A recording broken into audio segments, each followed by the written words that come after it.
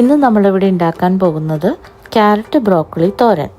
അതിലേക്ക് ആവശ്യമായിട്ട് ചൂടായ പാനിലേക്ക് 2 ടേബിൾ സ്പൂൺ വെളിച്ചെണ്ണ, 1/4 ടീസ്പൂൺ കടുക്, 2 വറ്റൽമുളക്, മിക്സ് ചെയ്ത് വെച്ച ക്യാരറ്റ് ബ്രോക്കോളി ഇതിനകത്തേക്ക് ആഡ് ചെയ്യുക. ഇളക്കിയതിന് ശേഷം 2 മിനിറ്റ് മൂടി വെച്ച് വേവിക്കുക.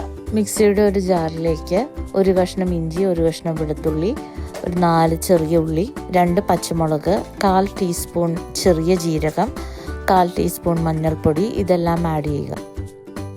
1 കപ്പ് ചിരകിയ തേങ്ങ ഇതിലേക്ക് ആഡ് ചെയ്യുക. ഈ ബ്ലെൻഡ് ചെയ്ത അരപ്പ് നമ്മൾ വെന്ത് വരുന്ന ബ്രോക്കോളി ക്യാരറ്റിലേക്ക് ആഡ് ചെയ്യുക.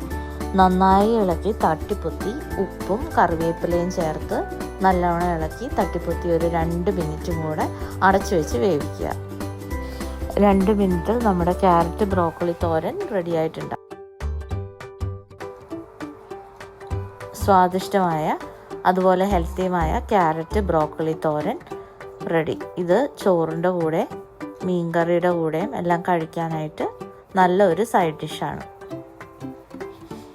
എല്ലാവരും ഇത് ട്രൈ ചെയ്ത് നോക്കുക. ഇത് 5 മിനിറ്റ്സിനുള്ളിൽ ഉണ്ടാക്കാൻ പറ്റിയ ഏറ്റവും ഹെൽത്തി ആയിട്ടുള്ള ഒരു തോരനാണ്. അപ്പോൾ എല്ലാവരും വീഡിയോ കാണുക, ട്രൈ ചെയ്ത് നോക്കുക, സബ്സ്ക്രൈബ് ചെയ്യുക. Thank you for watching.